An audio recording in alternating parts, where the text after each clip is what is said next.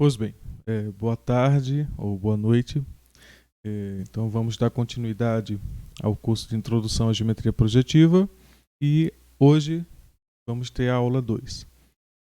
Fazendo uma pequena revisão do que foi feito na aula 1, vimos o que seria o surgimento da geometria projetiva a partir da arte. Então, por alguns elementos que foram desenvolvidos por artistas, como Leonardo da Vinci, por exemplo, vimos o surgimento da geometria projetiva e hoje vamos dar continuidade àquilo que foi iniciado na aula 1, que é a estrutura provinda do método da tela de vidro.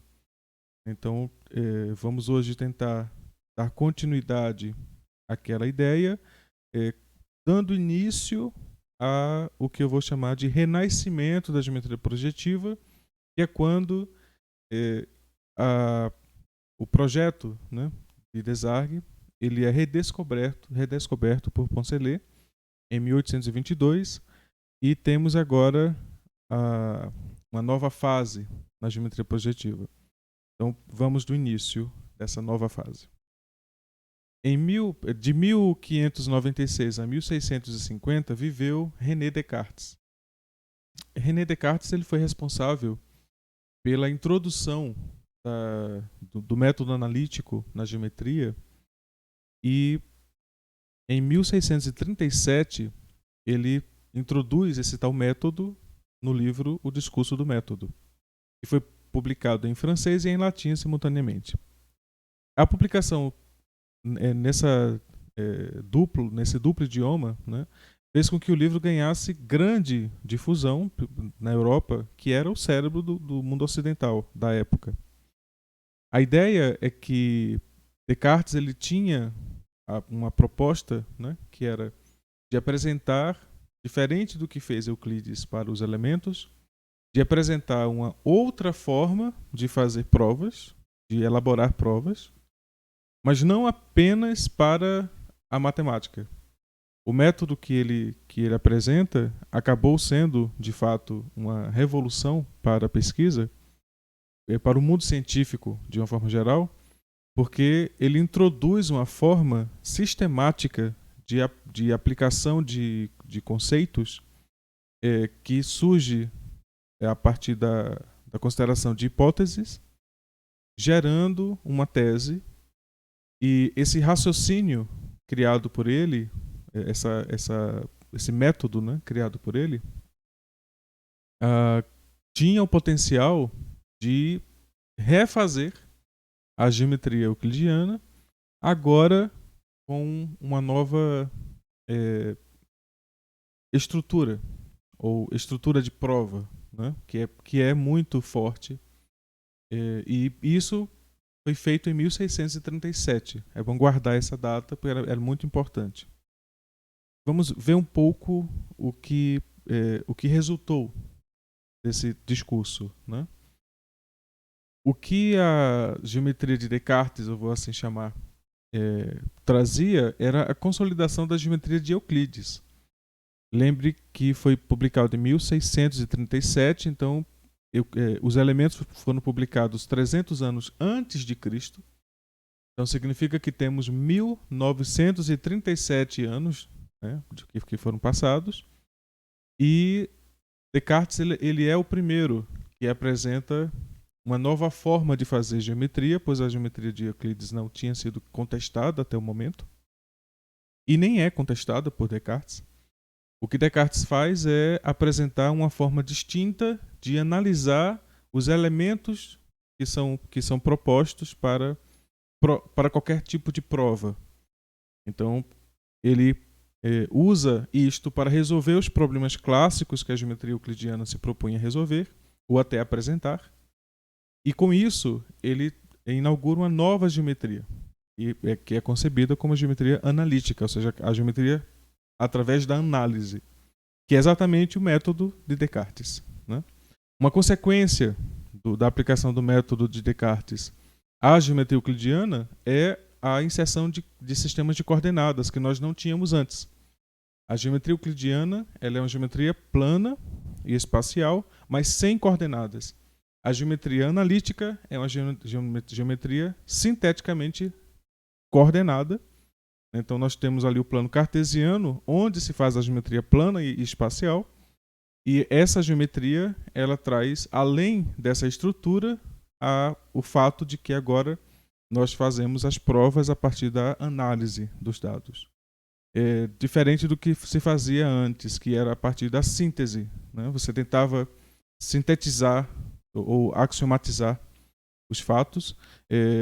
Lembro que a geometria de Descartes ela não desvalida a geometria euclidiana.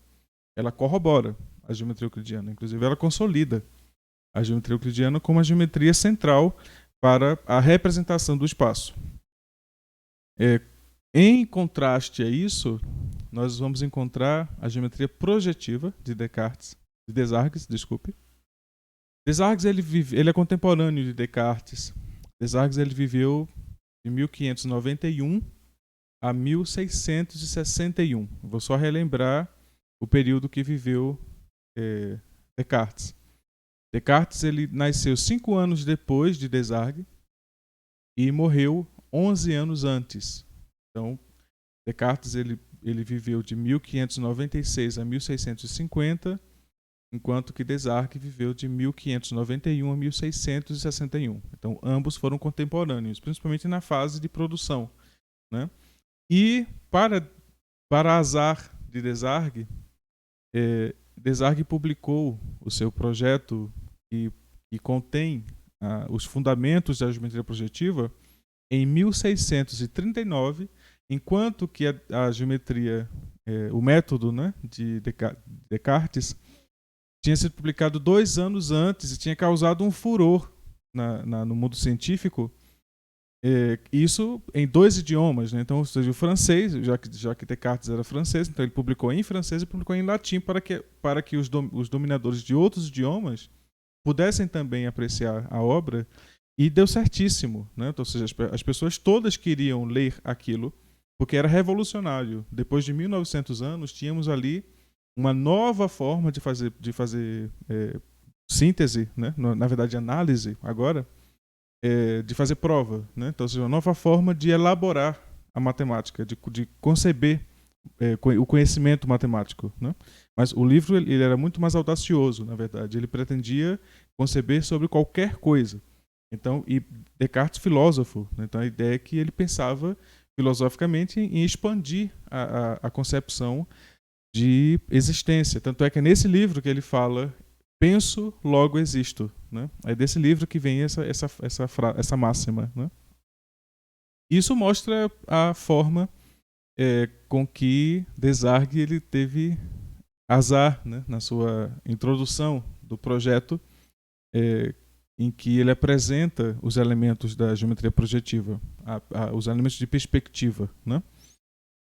Ele publicou em 50 exemplares, em latim. Mesmo sendo em latim, isso ficou restrito a um conjunto muito pequeno de pessoas, né? À época, tinha um matemático francês, um monge, Mersenne, que tinha um círculo de matemáticos, né? Então, Fermat fazia parte desses matemáticos. O próprio Descartes, depois de algum tempo, passou a fazer parte também. Era um lugar, basicamente um clube, né, em que os matemáticos apresentavam as suas pesquisas, ou suas perguntas, ou suas curiosidades, e aquilo era divulgado entre os pares, né, de matemáticos. E Desargues fez parte desse clubinho. Inclusive, é a partir deste clube que se resgata, né, um desses exemplares é particionado, ou seja, é levado à frente por um dos membros desse clube e chega a Poncelet, né? Mas antes disso, vamos ver o que é a geometria de Desargues ela apresenta. Diferente do que se concebia na geometria euclidiana, a geometria de Desargues ela propõe a existência de pontos no infinito. Ou seja, não pontos que você considere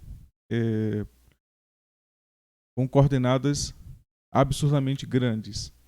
Não isto, mas o fato de que há a concepção de pontos que estão no infinito, pontos que estão em uma reta, né, que está no infinito. Essa é uma concepção bem mais madura do que antes se concebia como sendo, por exemplo, lugar de interseção de retas paralelas, né? A geometria de Desargues também tem uma característica de que, como vimos na primeira aula, né, o modelo aplicado direto à tela de vidro, vimos que se você pega um ponto de projeção, um retângulo pode se transformar em um trapézio, né? E os lados que são paralelos, eles agora se encontrariam em um ponto que estaria no plano projetivo. Seria um ponto infinito, né? no consenso, numa certa concepção. O que faz com que a geometria proposta por Desargues seja uma geometria não euclidiana. Essa é uma das características mais fortes dessa geometria. Essa outra característica, né, de que agora nós podemos entender diferente, podemos reinterpretar o postulado das paralelas. Então agora não mais temos aquela rigidez de que, dado uma reta, né, então vamos revisitar o postulado das paralelas. O postulado das paralelas se resume a isto. Então, podemos interpretá-lo assim.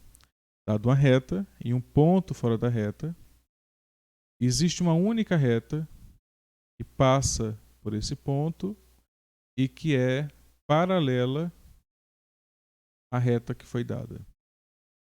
Então, eu considero a reta R e um ponto P fora da reta R. Existe uma única reta S que passa por P e é paralela, assim que se escreve, paralela a R. Esse é o postulado das paralelas. Na geometria de Desargues, o que Desargues propõe é que existe um ponto Q em que essas retas se intersectam. Mesmo retas que são paralelas têm interseção, né? Essa é uma coisa que vamos melhor apresentar quando concebermos um modelo para o espaço projetivo, ou seja, o lugar onde a geometria projetiva é feita, né? Então, mais à frente vamos ver isto. Pois bem, agora podemos passar para o que seria, entendo eu, como o renascimento da geometria projetiva. No início, como vimos, a geometria de Desargues ela é uma representação para o método artístico, né, de representação do real, e enfrenta grande obstáculo frente ao fato de que a publicação do projeto de Desargues foi feita 2 anos depois da publicação do discurso do método. Então esse curto prazo de um projeto ao outro, né, fez com que a geometria projetiva ficasse sobre a sombra da geometria analítica, e isso durou quase 200 anos. Apenas em 1822, Guy Poncelet, também francês, considerou, teve contato com um dos exemplares do projeto de Desargues e ali viu uma fonte de muita inspiração, né? Então ele apresenta aí o seu tratado das propriedades projetivas das figuras. Nesse tratado, ele reapresenta o que foi feito por Desargues, fazendo um pequeno adendo. O próprio Desargues, ele falava que ele não gostava muito de estudar matemática ou geometria, quando ele não visse naquilo que ele estava estudando, logo de imediato, uma aplicação. Então, o Desargues ele era arquiteto, né, e um matemático entusiasta. Então, a ideia é que ele estudava o que ele estudava apenas porque ele via uma aplicação para aquilo. E podemos dizer que ele não era um escritor tão prolífero quanto era o Descartes ou até o Poncelet, né? O que Desargues ele escreveu foi uma série de notas um tanto quanto desorganizadas no sentido científico, né? O que dificultava a concepção, a leitura de coisas muito novas, né? Ou seja, muito fora do conservador à época, né? Então as pessoas que tinham a prática da leitura matemática da época não tinham muito acesso à leitura do projeto de Desargues, diferente do que fez Poncelet. Poncelet ele foi lá, fez uma escavação ali, né, no que Desargues propôs e reapresenta a geometria projetiva sobre uma liquidez agora muito maior. Então a transparência com que Poncelet apresenta a geometria projetiva dá a Poncelet o consenso do pai, né, da geometria projetiva, mas lembrando que ela surge dos trabalhos de Desargues. Né? A primeira coisa que devemos entender na tentativa de compreender a geometria projetiva é o conceito de projetividade.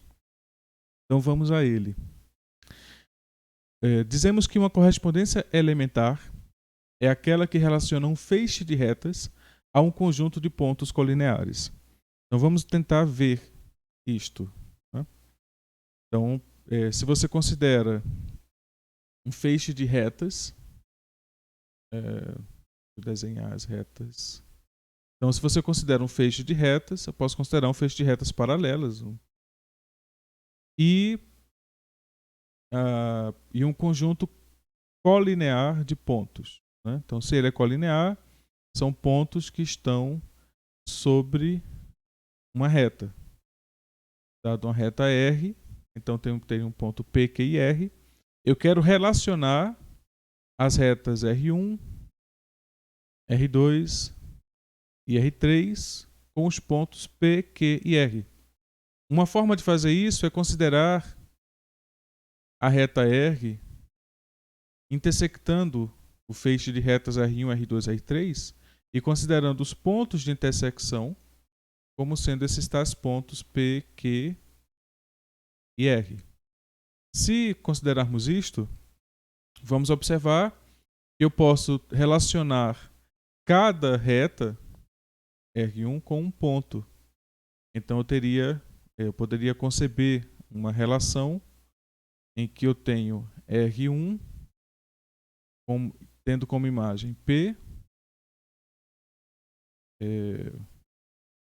R2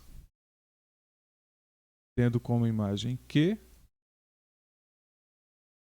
e R3 tendo como imagem o ponto R.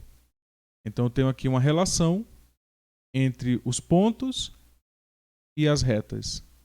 Cada reta gerando um ponto. E esses pontos que eu estou considerando têm a característica de serem pontos colineares. Então, eu estou relacionando retas com pontos colineares. Esta é uma correspondência elementar. Então, observe que eu pego feixe de retas, né, e relaciono com um conjunto de pontos que são colineares. Significa que eles estão na mesma reta. Considero isso primeiro. Agora eu pego uma combinação finita de correspondências elementares. Então, o que eu posso considerar agora é um conjunto de retas. Eu vou considerar um conjunto de retas com a característica de que elas se intersectam em um ponto. E vou considerar outra reta.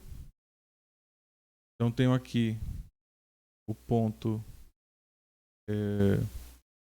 O de interseção do feixe de retas e teria o ponto A,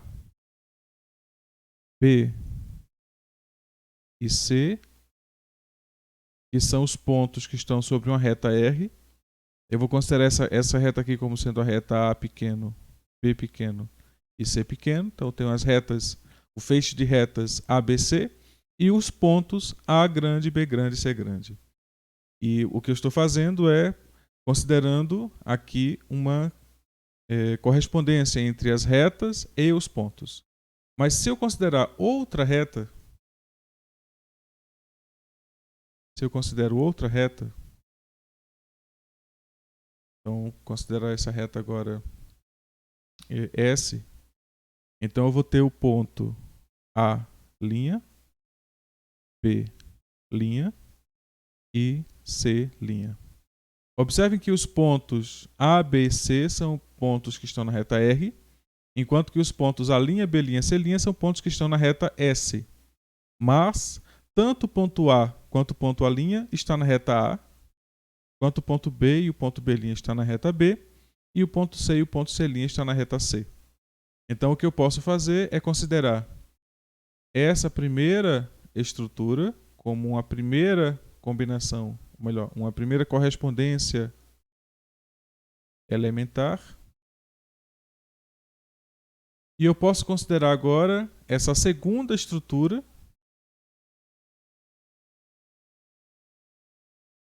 como uma segunda correspondência elementar. Então, o que temos são duas correspondências elementares, né? Isso é uma combinação finita de correspondências elementares, então isso é uma projetividade. Então, é assim que chamamos, né? Então, a projetividade seria uma combinação finita de correspondências elementares. Chamamos, então, ela de transformação projetiva. Um caso particular seria o caso em que eu considero um feixe de retas passando por um ponto e pontos que estão sobre uma reta que intersectam esse feixe de retas, né?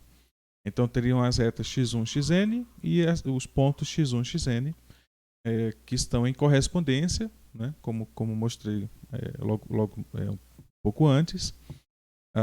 Então, isso aqui seria uma correspondência elementar e sim uma projetividade. Mas isso seria um caso particular, né, de projetividade. Então chamamos de perspectiva um caso particular de projetividade, que é aquele que é a combinação de duas correspondências elementares, que é exatamente aquilo que eu acabei de apresentar aqui. Isto aqui é uma perspectiva. Isto é uma perspectiva. Perspectividade, né? Vamos chamar assim. E isso por quê? Porque é o conjunto de duas correspondências elementares, né? Então é um caso particular de projetividade, né? Então, para a projetividade seria uma combinação finita de correspondências elementares. Quando você considera duas correspondências finitas, você tem a perspectividade. Então, o que eu tenho agora é um conjunto de retas relacionado a dois conjuntos colineares de pontos. Então, agora passemos a compreender esse caso, né, como caso de perspectiva. No caso da perspectiva, eu posso ter dois tipos. A perspectiva com relação a um ponto e a perspectiva com relação a uma reta. Então, vamos tentar entender cada um deles, né? Quando eu considero um feixe de retas que passa por um ponto, eu vou considerar 3 ao invés de 4, como está lá no exemplo, né?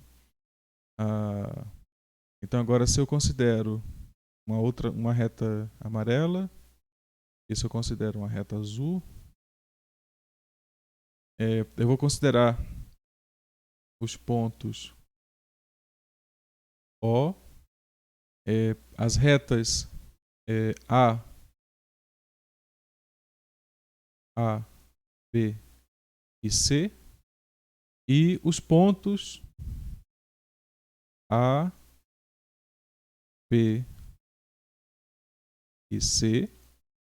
Observem que até esse ponto o que eu tenho é o ponto que seria o ponto de origem do feixe de retas, né?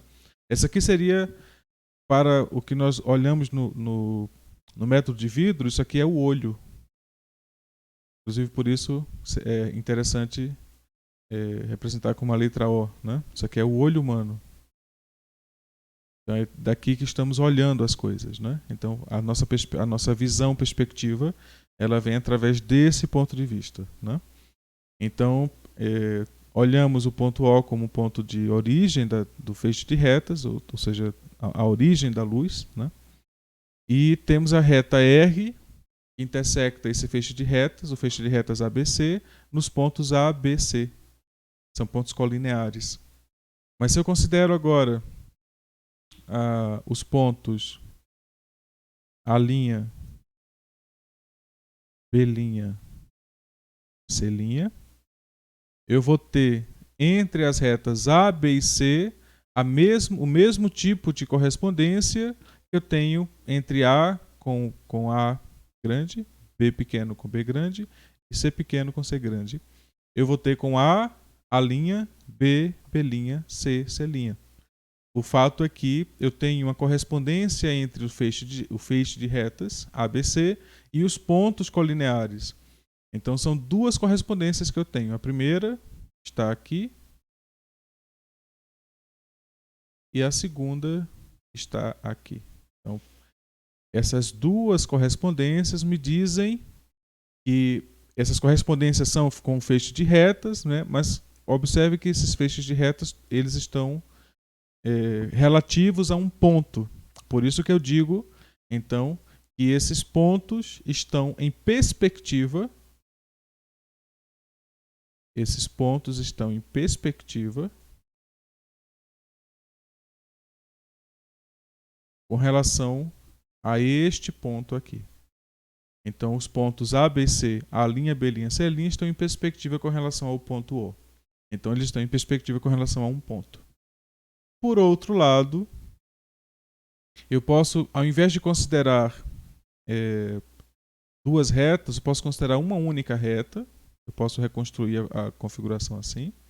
Considero uma reta R e considero pontos sobre essa reta. O ponto A, o ponto B e o ponto C. E agora eu posso considerar dois pontos externos. E sobre cada um desses pontos desenhar retas. Eu vou considerar retas com outras cores. Então posso desenhar uma reta.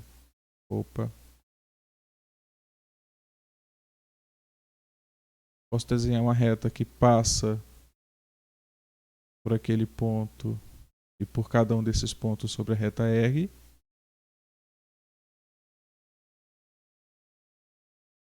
Não deu muito certo. Deixa eu ver por aqui. Também não vai dar certo. Eu acho que é mais para cá. Pois bem. Então vamos considerar aqui um ponto laranja e assim que seja o ponto O. E vamos considerar agora outro conjunto de retas.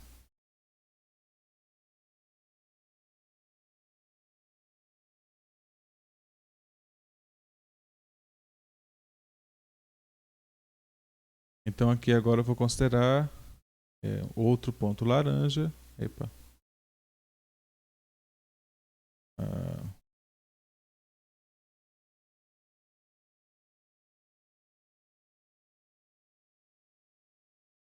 Então considero agora outro ponto laranja aqui, que seria o ponto O'.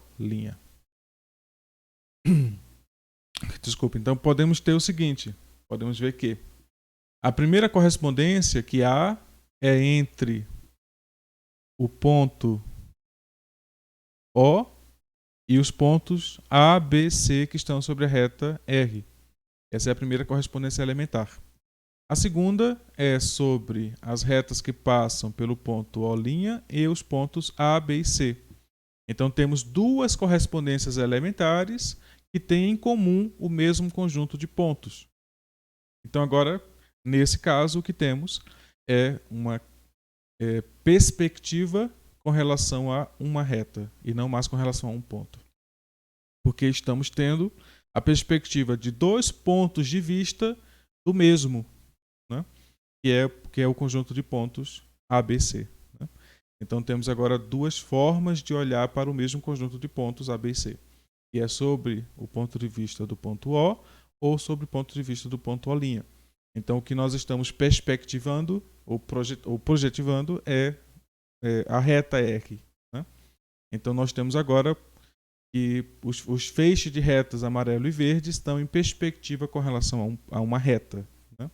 Então é exatamente essa diferença. Né? Temos aqui no primeiro caso perspectivas, né, com relação a um ponto, e no segundo caso perspectivas com relação a uma reta. Né? Então podemos voltar agora. Aqui nesse primeiro caso, observamos que, dado o feixe de retas, temos os pontos que pertencem à reta O', que intersectam esse feixe de retas, e no segundo caso, a reta O, que tem os pontos A, B, C e D, que intersectam os feixes de retas A, B, C e D. Né? Então temos aqui a perspectiva com relação a um ponto e aqui a perspectiva com relação a uma reta. Agora podemos interpretar isto para o triângulo, que é o que vai nos dar a compreensão de um teorema central à geometria projetiva, que é o teorema de Desargues, né, sobre perspectiva de triângulos. Então, observamos que o triângulo PQR ele está em perspectiva, né, com relação ao feixe de retas e o ponto O. Existe uma correspondência elementar. Né? O triângulo P', Q', R' também tem uma correspondência elementar com o mesmo feixe de retas e o ponto O. Portanto, posso dizer que os dois triângulos estão em perspectiva com relação a um ponto.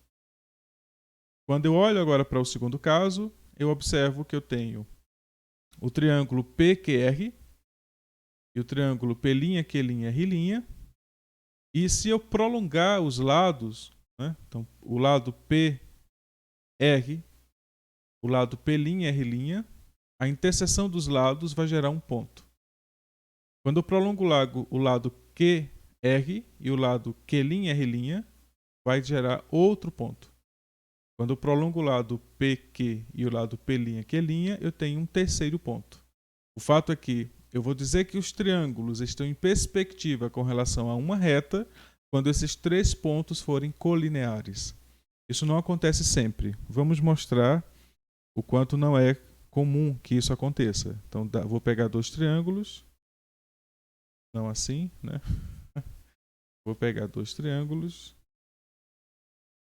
Opa. Agora quase foi. Talvez assim fique melhor. Pronto. Então vamos considerar que isso seja um triângulo e vou considerar outro triângulo aqui. Então vamos ver que não é tão simples pegar os lados opostos. A interseção desses lados vai dar aqui. Eu pegar isso aqui. A interseção desses lados vai dar um ponto bem longe ali. E esses dois lados aqui são quase paralelos, né? Talvez até eles sejam paralelos. Então a interseção deles daria um ponto muito longe. Né? Então, o que significaria eles estarem em perspectiva é que esses três pontos, se esses três pontos estivessem em uma reta. Então, não é algo tão simples, né, que eles estejam em uma reta. Agora, se eu pego um outro triângulo, talvez um pouco melhor desenhado, né? Vamos ver agora. Então, esse lado intersecta com este lado. Este lado, eu acho que a interseção vai ser ali em cima. E este lado com este lado. Eu acho que as interseções são dessa forma. Então queríamos ter isso. Né? Que os três pontos de interseção dos lados correspondentes estivessem sobre o mesmo ponto. Né? Observam que as retas, você fica perguntando, mas é importante o lado para o qual eu prolongo o triângulo é irrelevante, porque o fato é que se ela se intersecta de um lado, se as retas se intersectam de um lado, não vão se intersectar do outro, né? Observe que quando você considera duas retas se intersectando num ponto, o lado oposto de um lado e do outro deste ponto, as retas se distanciam e não se aproximam, né? Então, se eu pego um triângulo, eu pego dois triângulos, eu vou pegar ele para cá, assim, pronto. Então, se eu pego dois triângulos, aí eu observo esse lado é equivalente a este, né? Então, eu vou prolongar os dois lados. Aí observa que eles se tocam aqui. Para o lado oposto, as retas vão se distanciar, né? Então, é para esse lado que eu tenho que olhar a atenção. Então, agora, se eu prolongo esse lado com este, eu vou ter um ponto aqui. E agora, se eu prolongo este com este, eu vou ter um ponto aqui. Observa que isso agora gerou aquilo que a gente queria, né? Pontos que estão sobre a mesma reta. Então, ou seja, esses dois triângulos, eles estão em perspectiva. Perspectiva com relação a uma reta, que seria a reta R. Então, continuemos. Entendido o que seria a perspectiva entre triângulos, podemos apresentar um caso particular de perspectiva, que é quando os triângulos são paralelos. Então, quando eu tenho triângulos paralelos, em perspectiva com relação a um ponto, eu posso dizer que esses triângulos são homotéticos. Ou seja, que há um número real, ou seja, um valor que eu posso multiplicar os lados, todos os três lados, encontrando o lado do outro triângulo, né? Então, a ideia é que se você considere um ponto e se você considera um feixe de retas, né? Então agora você desenha um triângulo. Eu vou redesenhar esse triângulo. Se eu considero agora este triângulo e considero um triângulo paralelo a ele,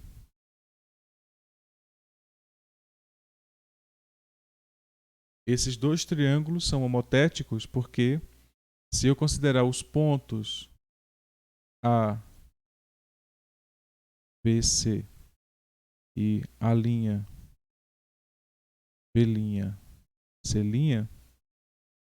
eu posso escrever o seguinte: o segmento AB ele é igual a um lambda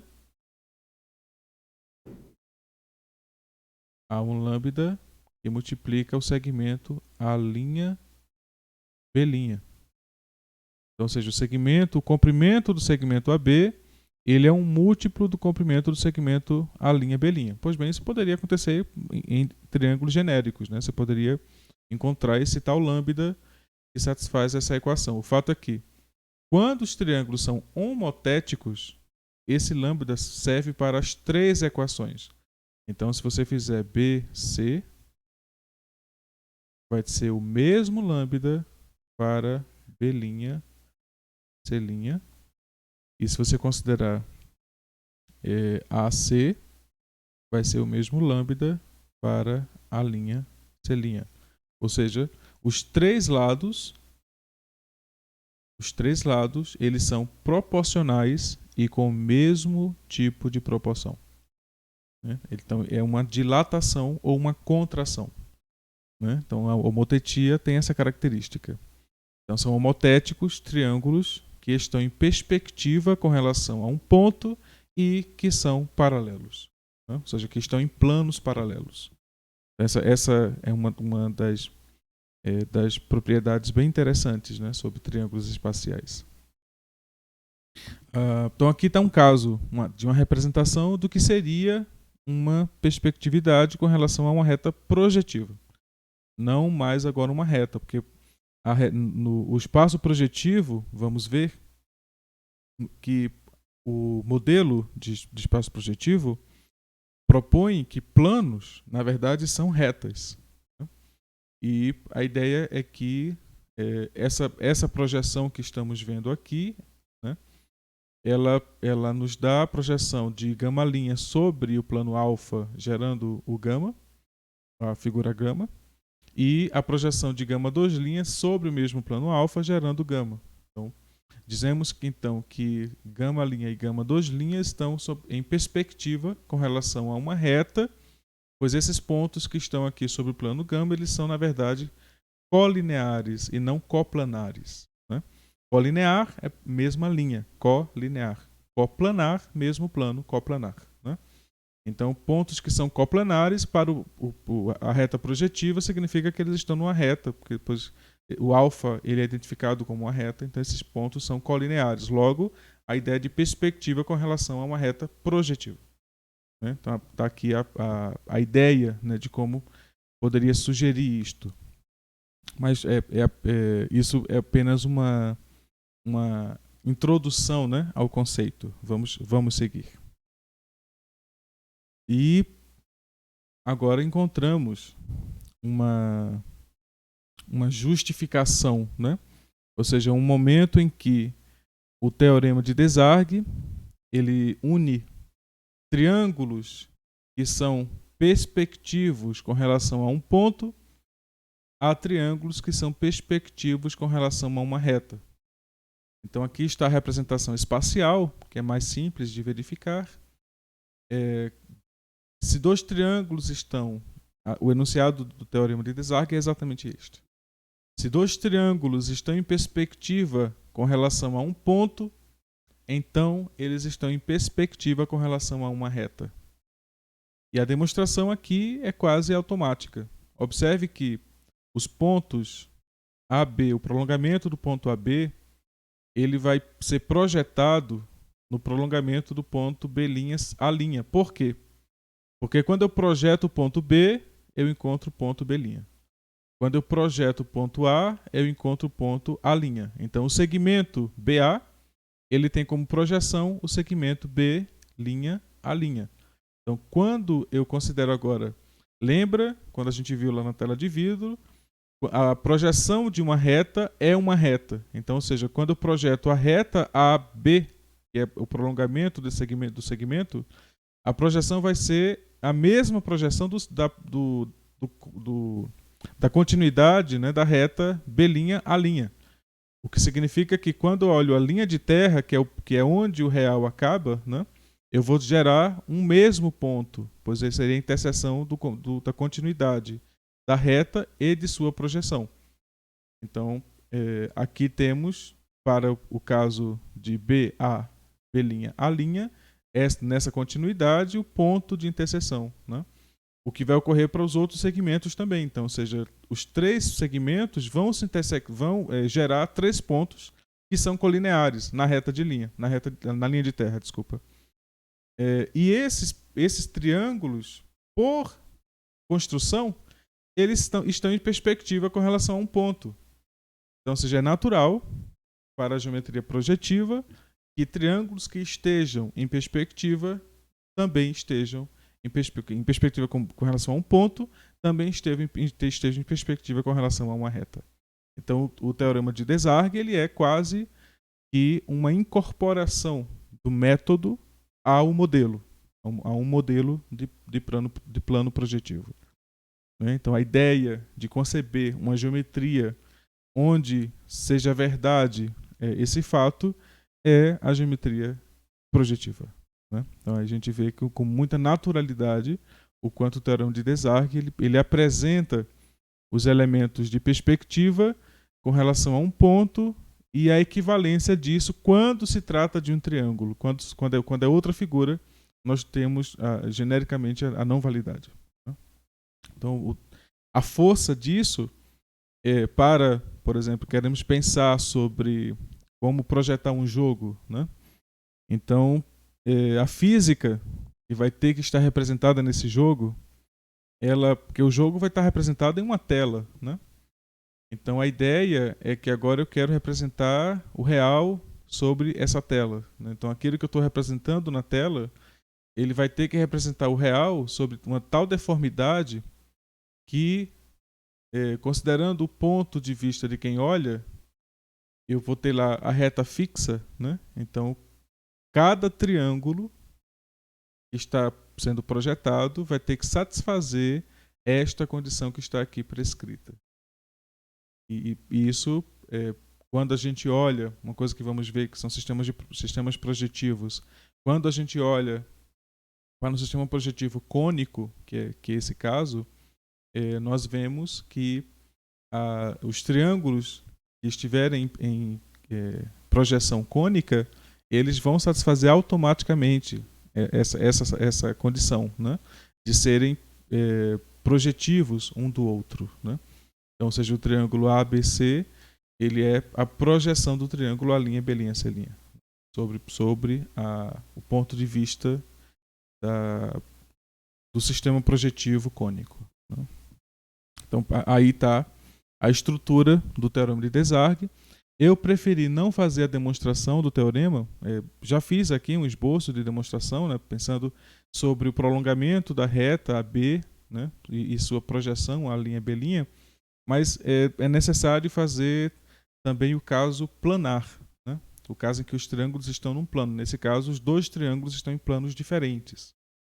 Mas é possível também argumentar sobre triângulos que estão no mesmo plano, e também é verdade, né? Triângulos que são perspectivos com relação a uma reta, que estão em um plano, perspectivos com relação à reta, temos aqui este caso. Então temos dois triângulos que estão no mesmo plano e que são perspectivos com relação à reta. Esses dois triângulos, é possível construir um ponto, né, para o qual esses dois triângulos também são perspectivos. A ideia é que o teorema de Desargues ele atinge essa profundidade, né? Ele é um teorema bastante vasto. E ele entrega uma construção para um modelo de geometria projetiva, né? Para a geometria projetiva. Então, é um teorema bastante central e de estrutura elementar, né? Ou seja, a única coisa que precisamos entender é perspectiva com relação a retas, com relação a um ponto, e perspectiva com relação à reta, né? E agora entender essa extensão para triângulos, né, que estão em perspectiva com relação a um ponto e que estão em perspectiva com relação a uma reta. O que é que seria agora ver triângulos sobre esse ponto de vista? O teorema de Desargues ele apresenta isto. E mais que isso, ele nos permite entender uma outra estrutura que seria a homologia, que vamos usar à frente para entender a aplicação do conceito de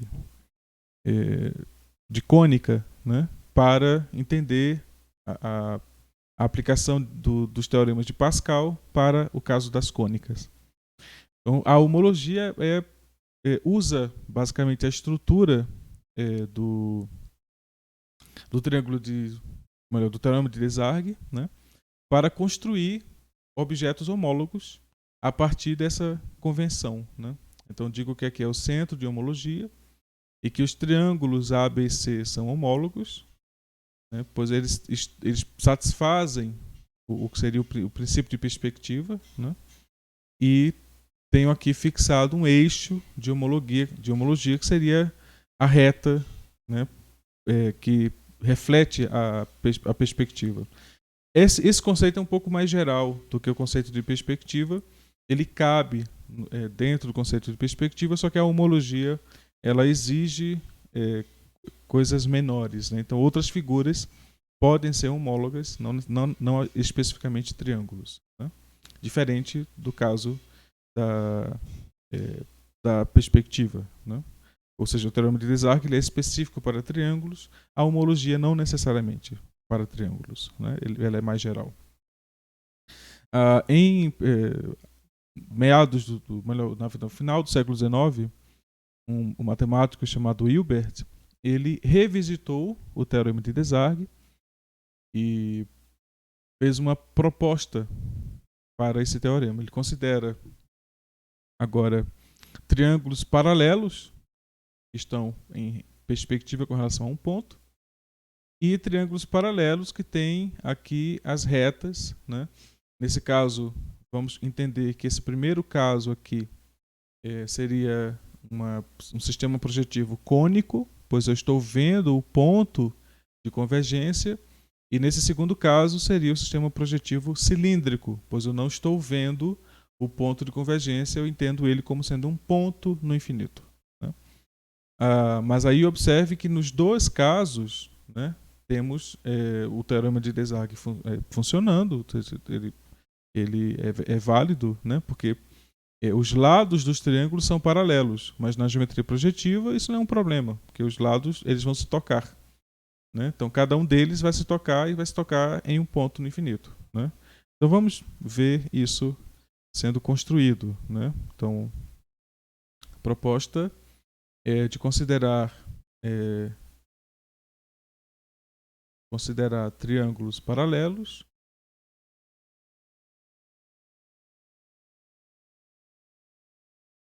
que sejam que estão em perspectiva com relação. Vamos deixar assim. Que estão em perspectiva com relação a um ponto, né? O ponto O aqui. A ideia é que esses lados são paralelos, né? Então, esses lados aqui são paralelos, o que significa que as retas são paralelas. Então, a princípio, elas não se tocariam, né? Mas como estamos na geometria projetiva, elas se tocam. Então, teria aqui o ponto Q1 da interseção desses dois lados. Se eu olhar agora esses dois lados, eles também são paralelos. Então, de novo, eles se tocariam agora no ponto Q2.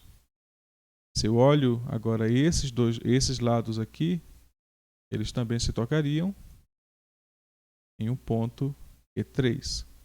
Naturalmente, esses pontos, geometricamente falando, eles não estão, geometricamente no sentido euclidiano, eles não estão na mesma reta, né? Não estão nem no mesmo plano, na verdade. Mas aí os pontos, na verdade as retas, né, estão em planos diferentes no sentido euclidiano, mas o fato é que por serem paralelas elas se tocam, né, em Q1, Q2 e Q3, que são pontos no infinito, portanto existe uma reta que possui os três pontos, que seria a reta de pontos no infinito. Então essa seria a versão mais moderna da visão que Hilbert deu sobre o teorema de Desargues. Né? Então não só pontos sobre perspectivas com relação a um ponto real, mas também a um ponto imaginário. Então, se você considera triângulos que são paralelos, nesse caso, côngruos, né? Então você vai obter aqui retas. Você vai obter aqui retas. Então, aqui são duas retas, né? Vamos considerar assim. Porque a outra reta seria sobre os outros dois pontos. Então, eu vou desenhar aqui assim, para entender que são duas retas. Então, o fato é que essas retas elas são paralelas, então elas se intersectam, né, em um ponto Q. E isso geraria o fato de que esses dois triângulos, sim, triângulos A e B, são triângulos que estão em perspectiva com relação a um ponto. Então, eles estão em perspectiva com relação à reta. Né? Esses pontos aqui, esse ponto Q, ele seria um ponto no infinito e os outros pontos também. Né? Os outros pontos também são pontos no infinito. Se eu prolongo os lados, né? Então eu vou gerar pontos que estão no infinito. Então o que eu vou ter aqui é uma reta de pontos no infinito. E aí eu tenho o triângulo A e B em perspecção, ou seja, perspectivos com relação ao ponto Q e perspectivas com relação à reta R, né, que seria a reta de pontos no infinito. Essa é a forma mais moderna do teorema de Desargues, que considera, então, nesse caso, que os triângulos, observem que eles são côngruos, né, eles têm o mesmo comprimento de lados, mesma área, mesmos ângulos, e no outro caso, triângulos que são equivalentes, semelhantes. Né? Eles são homotéticos, né? Então eles são semelhantes. Então, essas são as duas versões para o teorema de Desargues, ou seja, a sofisticação né, dada por Hilbert para os teoremas, o teorema de Desargues. E agora podemos passar para uma introdução ao que seria a construção de um plano projetivo real. Né? Então, lembrando que são coordenadas reais, por isso real, e o plano projetivo. Então, vamos entender primeiro por que é projetivo nesse aspecto, e depois conceber por que é um plano, né? Por que chama-se de plano. Então, temos a categoria, ou seja, o que seriam, né, os elementos do plano, que seria o ponto e a reta no espaço projetivo. Né? Eu vou fazer uma pequena construção, talvez fique mais nítido aqui, construindo aqui. Se eu considero o espaço tridimensional, então vou considerar aqui as coordenadas x, aqui as coordenadas y e aqui as coordenadas z. Então estamos no espaço R3. E agora eu vou considerar um plano que passa exatamente no ponto z igual a 1. Então isso significa que todos os pontos que estão nesse plano são da forma x, y, 1. Então agora o que eu farei é considerar uma reta que passa pela origem. Uma reta que passa pela origem. Essa reta vai intersectar o plano z igual a 1 num ponto P.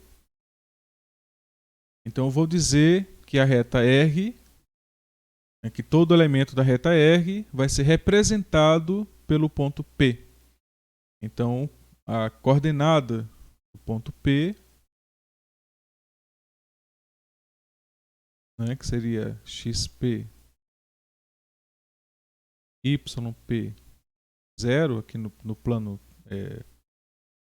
eu vou considerar aqui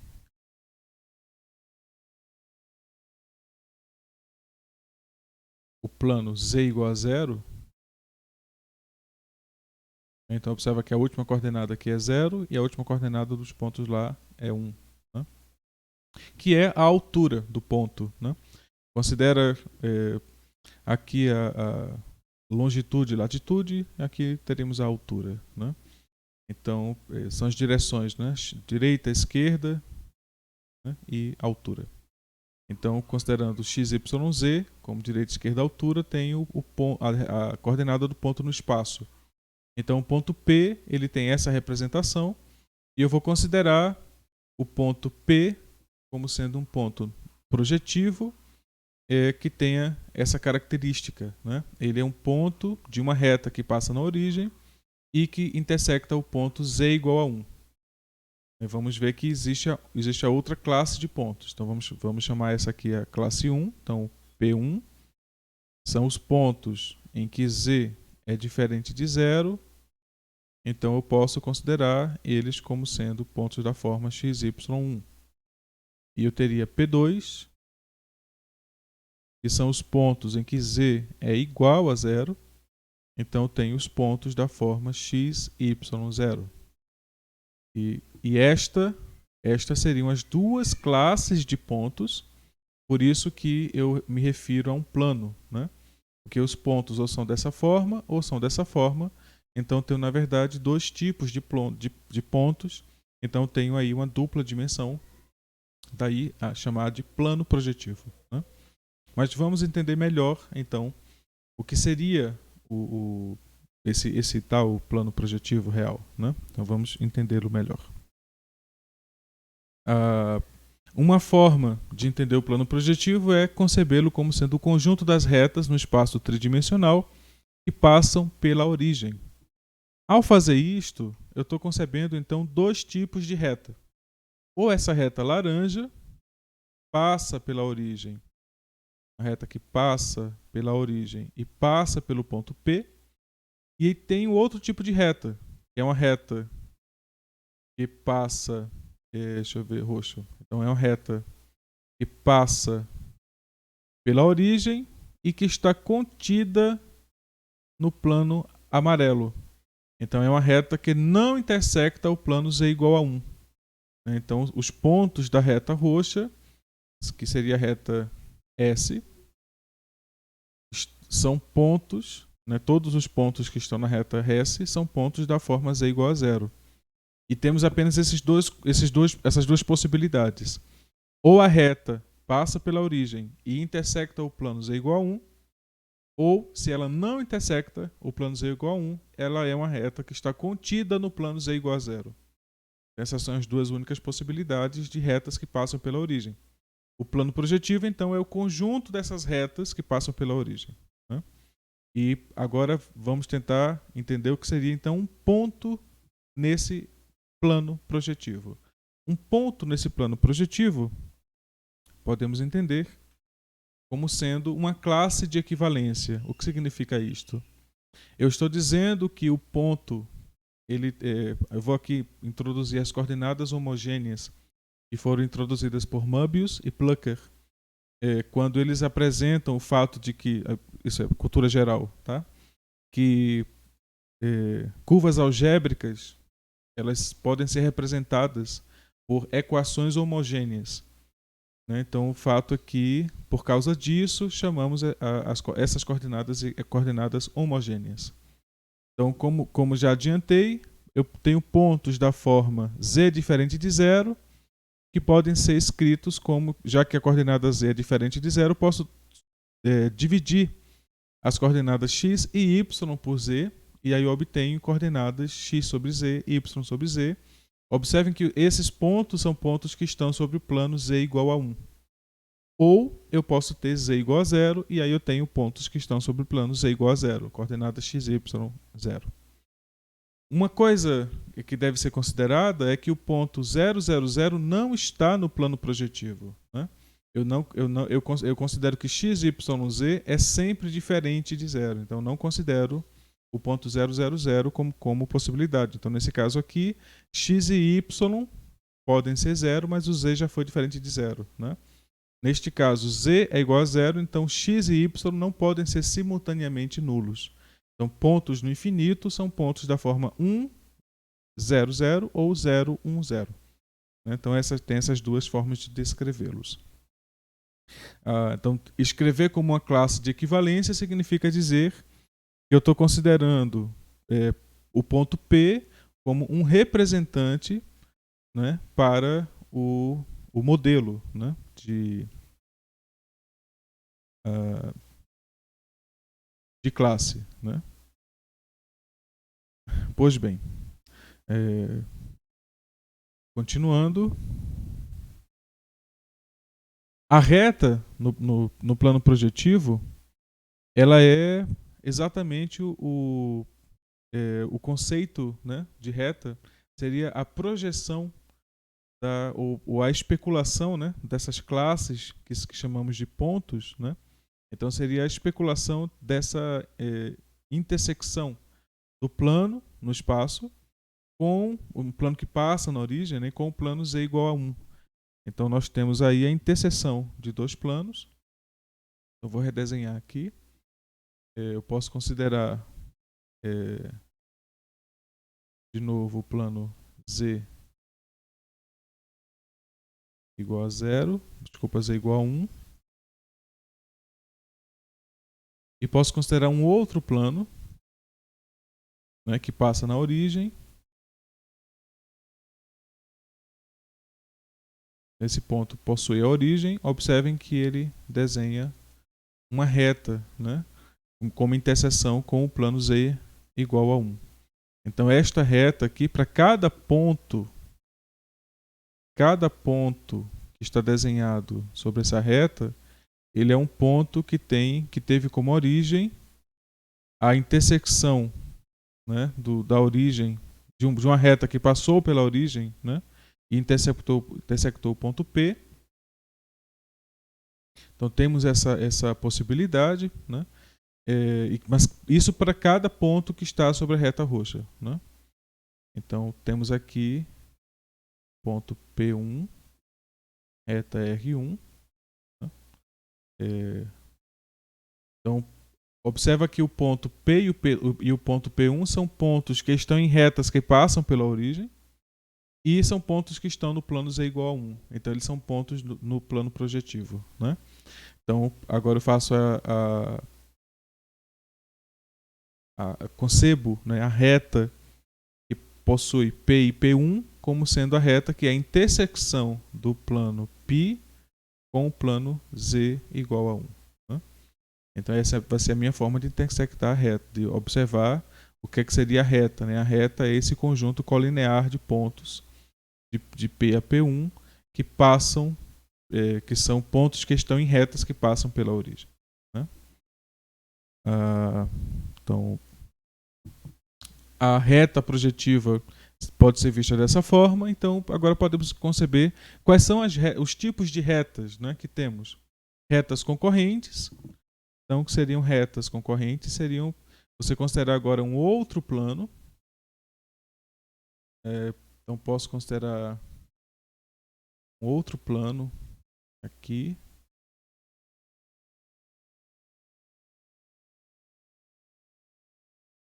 Então, eu teria a interseção de uma reta. Então, tenho aqui as retas que passam pela origem e que geram pontos Q1 e Q2. São retas que passam pela origem. Né? E essas retas Q1, Q2, P1, P, né? Elas são retas a princípio que estariam se tocando em um ponto, teriam que se tocar em um ponto que está nesse plano. Né? Então, digo então que retas concorrentes são retas que são dadas pela intersecção de planos, né, que se intersectam além de se intersectarem no plano, no ponto origem e no plano, gerando uma reta no plano z igual a 0. Né? Então a ideia é a generalização disso, gerando então retas concorrentes como sendo retas que são geradas por essas classes de pontos e que tem um ponto no plano que possui essas duas retas. Né? Mas genericamente, até posso continuar usando esse modelo da forma que aqui está. A intersecção do plano amarelo com o plano roxo seria uma reta. Seria uma reta que está no plano z igual a 0. Né? Então a intersecção das retas se realizariam no plano z igual a 0, que é o plano dos pontos ideais. Então, por isso, estamos corroborando a ideia do que vimos na tela de vidro, né? De que as retas projetivas são aquelas retas retas paralelas, são aquelas retas que se intersectam em pontos no infinito. Então aqui temos essa configuração de retas cuja intersecção está no plano z igual a 0, que é o conjunto dos pontos ideais. Né? Podemos continuar essa configuração agora com representações mais bonitas, né, do que as que eu fiz. Então tem aqui o plano z igual a 1, plano z igual a 0 e o plano beta intersectando os dois planos, z igual a 1 e z igual a 0, gerando as retas R. Né? Essa reta R aqui poderia chamar de R2. Né? Então a ideia é que a reta projetiva seria esta reta, que é a intersecção de beta com Z1. Lembra que o plano beta é um plano que passa pela origem. Né? E aí teria aqui como seria a concepção de retas paralelas. Seriam retas R' e R2' geradas através dos planos beta' e beta 2' no plano z igual a 1. Né? Então a ideia é que as retas paralelas se intersectariam nesse ponto, né, da reta do infinito. Então esta é a concepção dessa segunda aula. Vamos continuar na terceira aula a construção desse plano projetivo, né? E aqui está a referência de Gonçalves, Tiago da Silva Gonçalves. Eu estou usando a dissertação de mestrado. A introdução à geometria projetiva para o ensino fundamental. Tá? Então seria isso. Então, até a terceira aula.